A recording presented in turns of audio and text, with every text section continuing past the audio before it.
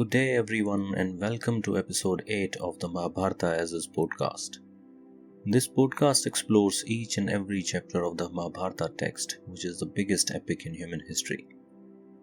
In this episode, we will continue discussing the fifth section of the Mahabharata story. This section is titled Astika Parva and is part of the larger Adi Parva. Astika Parva is one of the longest parvas, and therefore I will cover this across multiple episodes. This episode covers part 3 of the Astika Parva. Mahabharata text is divided into main parvas or volumes and sub-parvas or sections. Each parva has many sub-parvas, just as each volume of a book can have many sections. Please see episode description to understand the classification in more detail. And finally, depending upon the platform where you are listening to this podcast, please feel free to leave me a comment, question or feedback. Alternatively, you can drop me an email at mahabharata@outlook.com. Please like, subscribe and share if you find this podcast useful.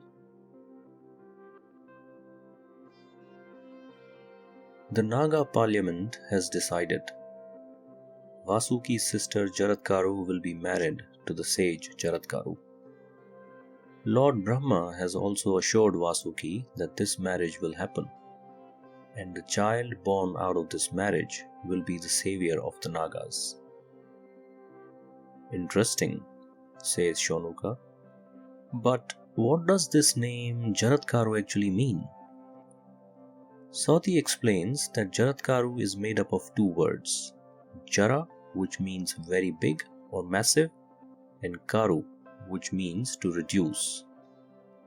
The sage Jaratkaru commanded a huge body, but the effect of severe austerities shrank him, and therefore the name Jaratkaru. Vasuki's sister is also famous by the same name and for the same reason.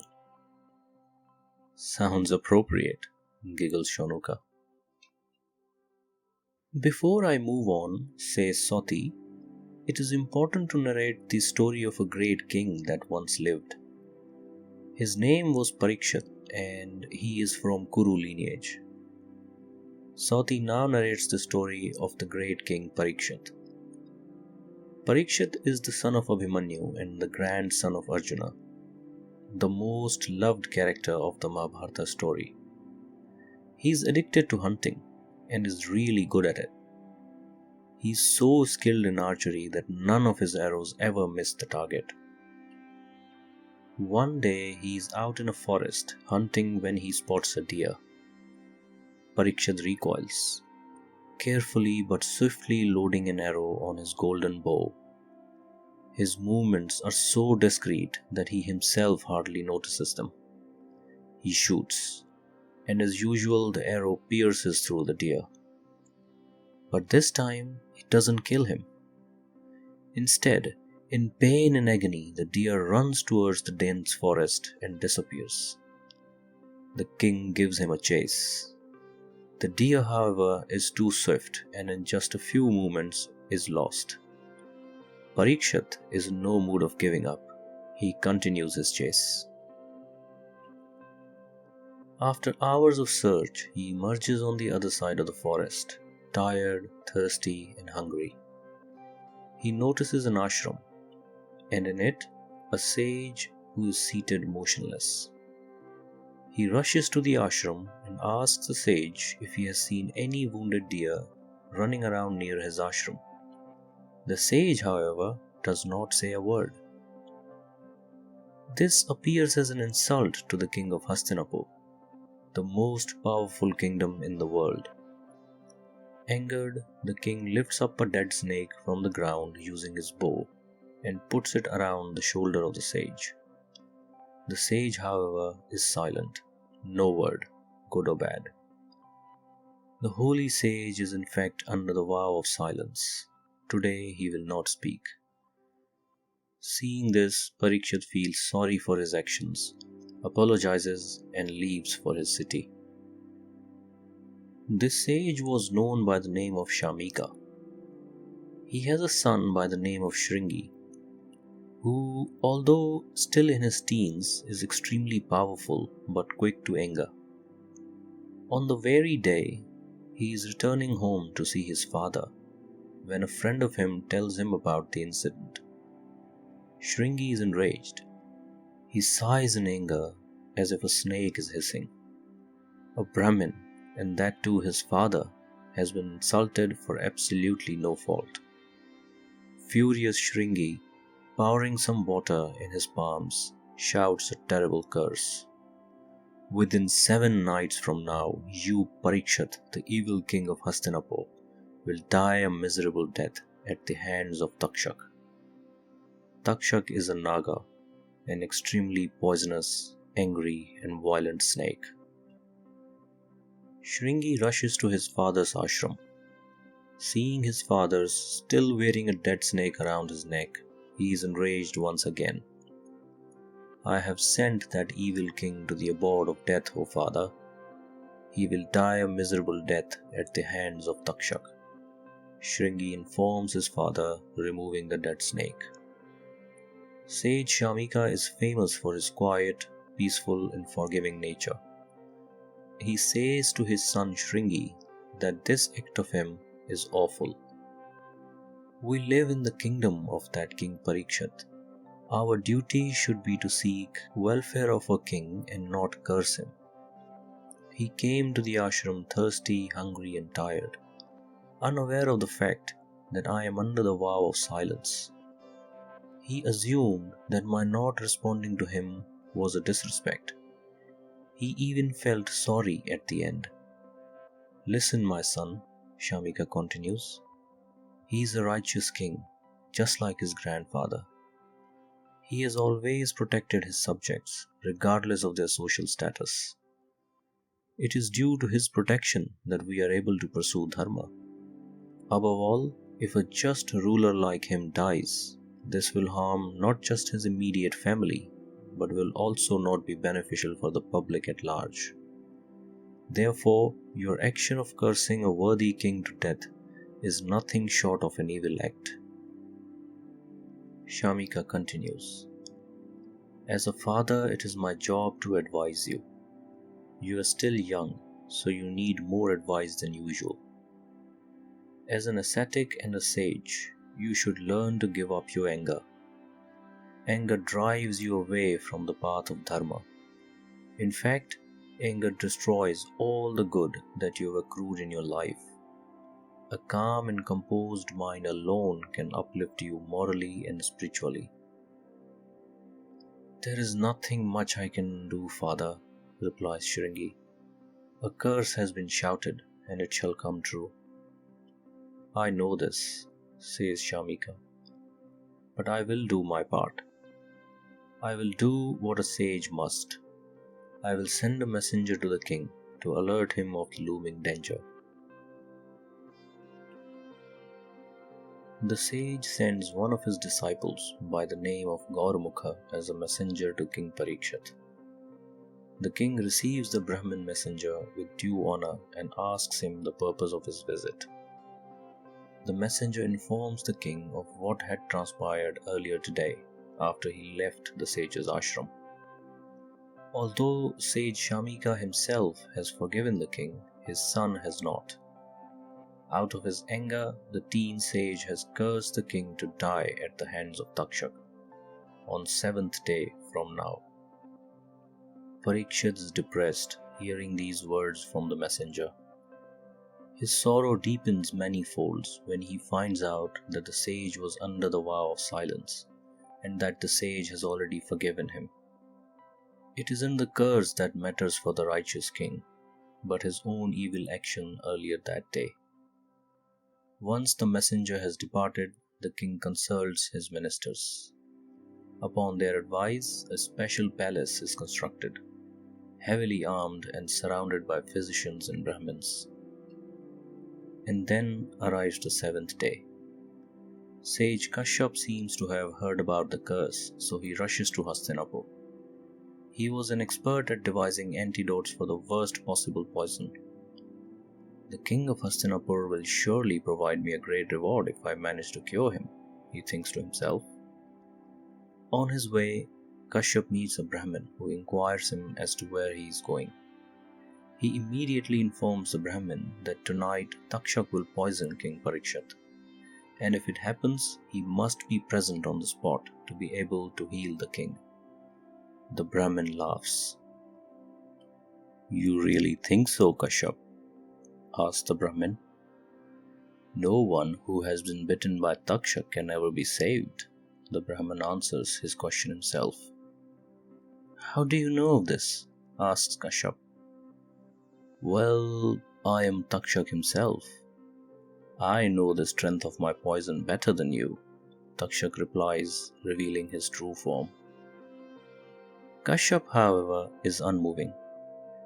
He reiterates to Takshak that he has the knowledge of the worst of the poisons and he can definitely cure the king.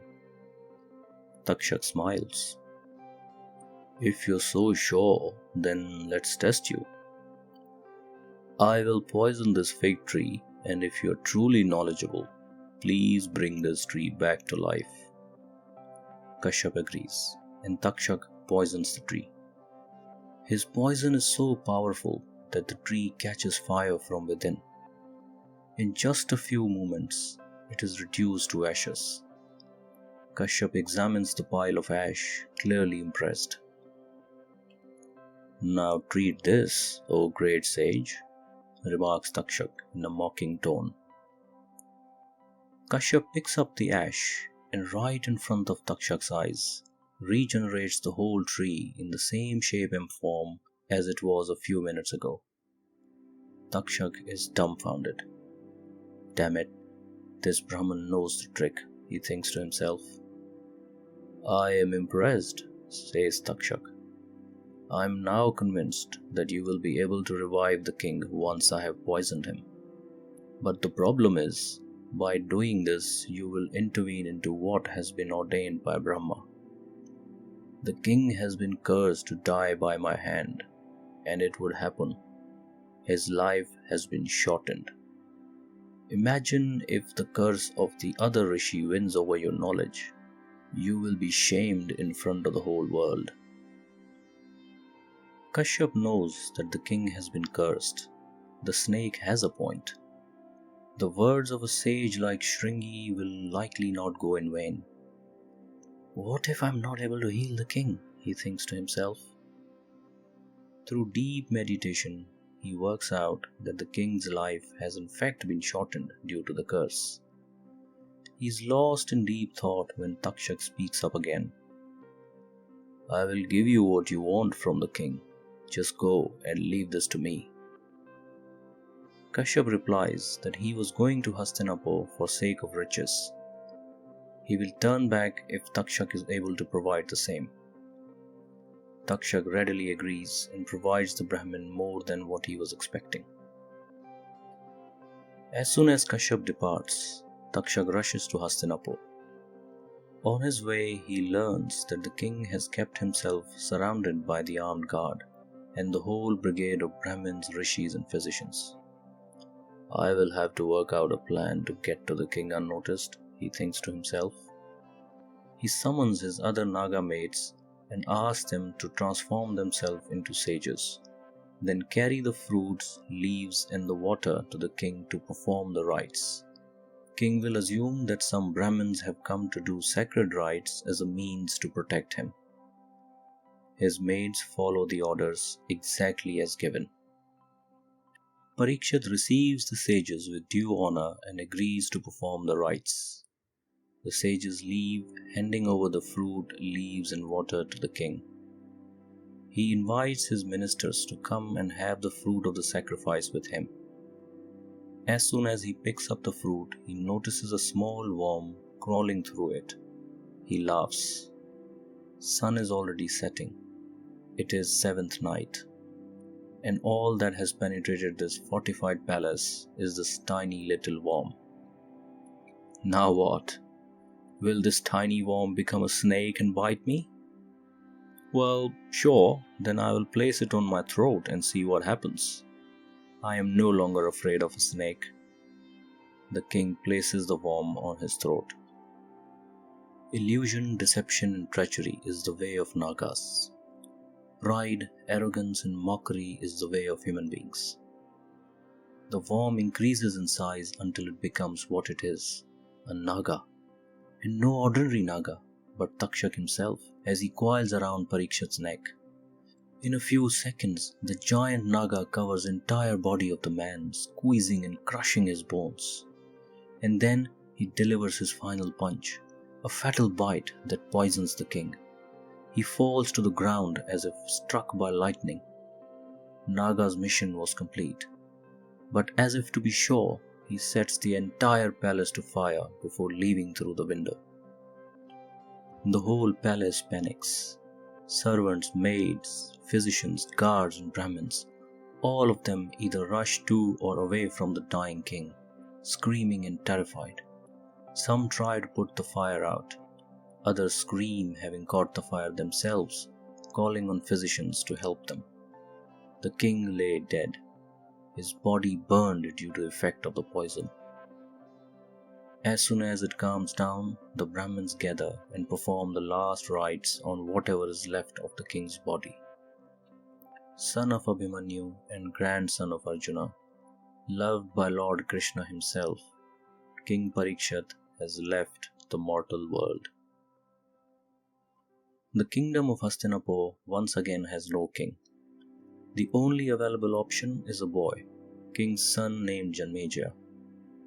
He is still a child, but way more mature than other children in the same age group. He is crowned as the new king of Hastinapur. The boy doesn't even know what is happening. Time passes and he grows up to become a mighty warrior, and at the right time is married to Princess of Kashi, Vapushtama. Vapushtama's beauty is world renowned, and so is the valor of King Janamejaya. As if made for each other, they both become an ideal couple in letter and spirit.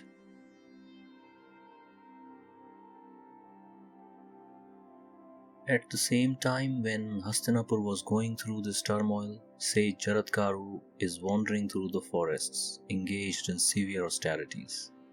He is a noble sage, always in control of his senses, a true ascetic and a celibate. Never in his dreams he has thought of having a wife. Then one day, he sees some strange men hung upside down in a cave through a rope made of grass. The rope was being constantly eaten by the cave rats. All that remained of it was a thin strand. If it breaks, those hanging will fall to the ground heads down and likely die a miserable death.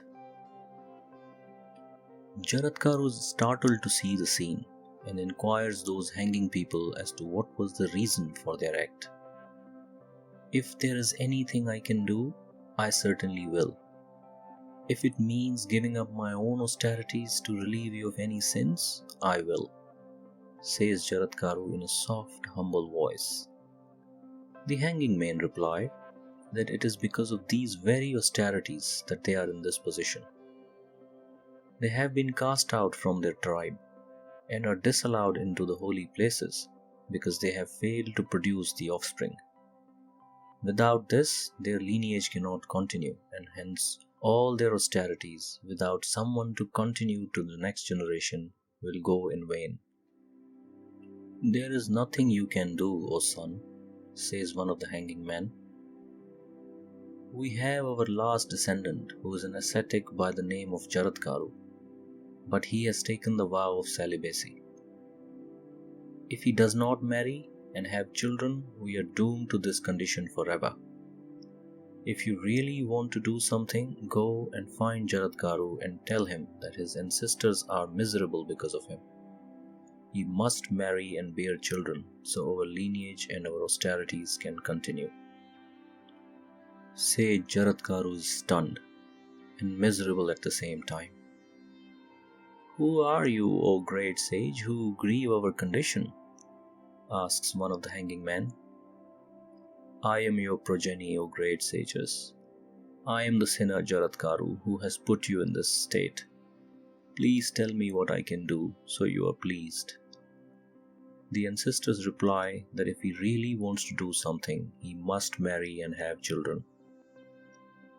I always wanted to keep myself celibate, Never in my dreams have I thought of having a wife, says Jaratkaru. But because it is the only way, I will have to go ahead and get married. But the condition is my wife shares the same name as Jaratkaru, is given to me in arms, and I do not have to support her. If I find a wife that meets these conditions, I surely will marry. From that day on, Jaratkaru begins to look for a wife. From forest to forest, town to town, he begs for a wife. On Vasuki's orders, the Nagas have been keeping a watchful eye on him.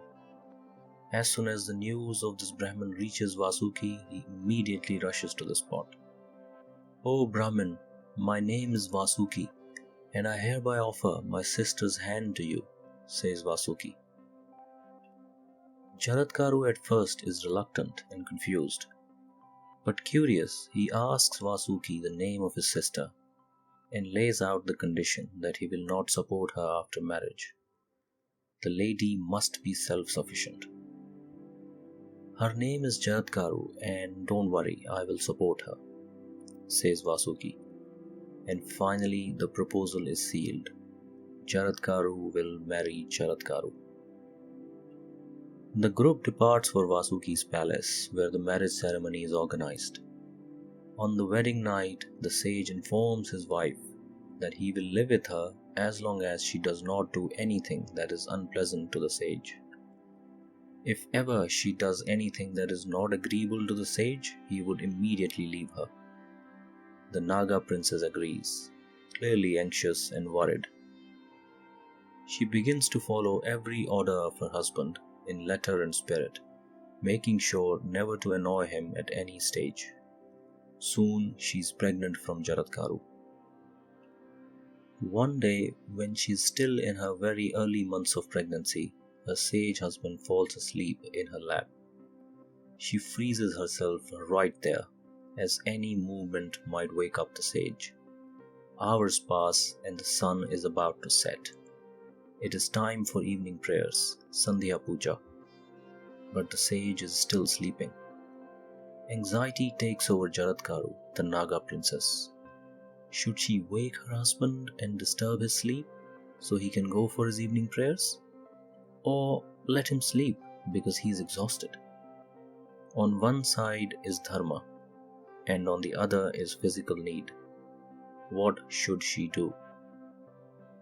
Stuck in this thought and how to address this dharma sankat, she makes her decision. For an ascetic, dharma is far greater than comfort or bodily need. Therefore, she decides to wake her husband. "My love, O great sage, please wake up. It's already evening. You should go for your evening prayers," she whispers. Jaratkaru wakes up, enraged. "How dare you remind me that the sun is setting and I might miss my evening prayers," he shouts. "The sun does not dare set without me completing my prayers. This is gross insult, and as I said to you before, I will leave you immediately." The Naga princess is frightened. "O great sage, I did not say these words with an intention to insult you. I just wanted that you do not lose your dharma," she says with teary eyes. "I have said what I had to say, and I have never said anything which is a lie," says Jaratkaru. He asks the princess that he will leave right now and that she should not grieve her absence. The Naga princess, still frightened and with teary eyes, apologizes to her husband despite no fault of her. But she knows that the sage has made up his mind. She explains to him that the purpose of this marriage was to bear a son from him, one that would redeem the curse, and that purpose has not yet been achieved. Therefore he must stay, else all the hard work that his brother has been doing for last so many years will go in vain. Jaratkaru smiles. "That purpose has already been achieved," he says. "You already have a great rishi, my son, in your womb. He is there." Saying this, he leaves.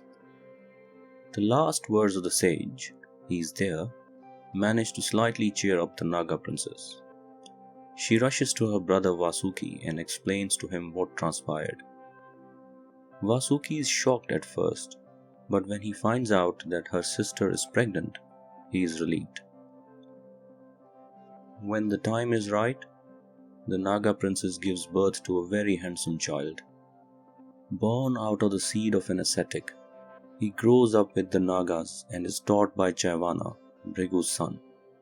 He is proficient in the knowledge of Vedas and Vedangas, is rigid in his vows, and unwavering in his spirit. He is bride to his mother, who still recalls the first time she heard about his presence from her husband. He is there, he is there. In Sanskrit, he is there translates to Asti, and therefore the child is named Astika.